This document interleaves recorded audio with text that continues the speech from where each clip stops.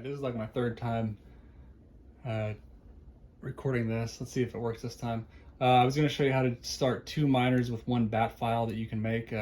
Same thing if you double clicked on the icons in Windows to bring up your miners. This one will start two different miners at the same time. I actually got to run it. Let me close these out.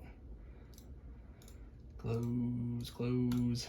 Alright, so to make a bat file, all you have to do, click new, and you'll make a new text document. You can name it whatever, test start. And then you'll open that up as a regular text document. And you can put whatever you want to in here. The commands will go in here for just your typing. And then you'll save it as, oops, not save, save as, test start, and then you'll at the end, you'll type .bat.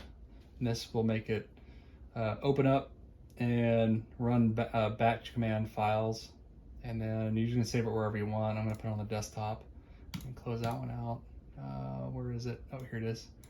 Test start. We'll just delete this text, and this is your bat file. So if you double click on it, it's going to do nothing because that doesn't have any commands in it.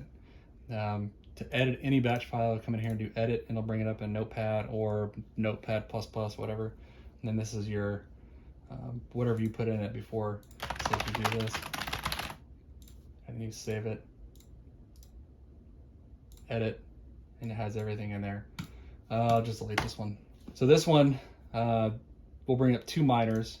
This is the command you'll need to put in it. You'll edit it. Your batch file, you can name it whatever you want. You can put @echo_off. You can put that, or you don't have to. It'll just make the command line a little bit nicer looking. But this will run off the command line like the old DOS, MS-DOS if you are old. So this command here will, if you're going to run two batch files, you have to put start cmd/k. That will open the batch files and run them, and then you'll want to, the command will be to call it. So you'll put this command in, space, call. That will run both of these batch files simultaneously at the same time. It'll open them both up at the same time. There's other commands to open one and then open another. You can put a pause in there, and then you just don't need to. Then a space, and you'll have to put your target for your batch file in print or in quotes here. So to find mine, these are usually the shortcuts that I had. I just had it to the shortcut that were on the desktop. I moved them into his documents since it's my kid's computer, so I didn't delete them. You'll come in to find it. You'll come in here and right click on it and go to properties, and then you'll copy this target into here. Same thing with the CPU. It's documents. This is for the CPU. You right click on it, go to properties, copy this target, the whole thing into here, in parentheses, and then you can put exit, pause, whatever you want. You don't have to put anything. You can just run these two commands in a batch file, and as many spaces as you want in here, and it will run these two simultaneously. Then you save it, and then you exit it, and you come in here, double click,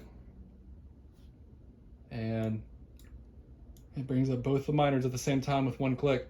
I do this for my kids so it's easier for them to turn it on. I have their overclock set in the miner. That's something else I can go over in T-Rex and also in Team Red Miner. But that just makes it easy if you have kids and you want them to start their miners. My kids will come in here after they're done playing games, and they know to just double click on that, and it brings it up, and then they can just go to bed, do whatever, and then they'll start mining overnight. All right, thanks for watching, guys.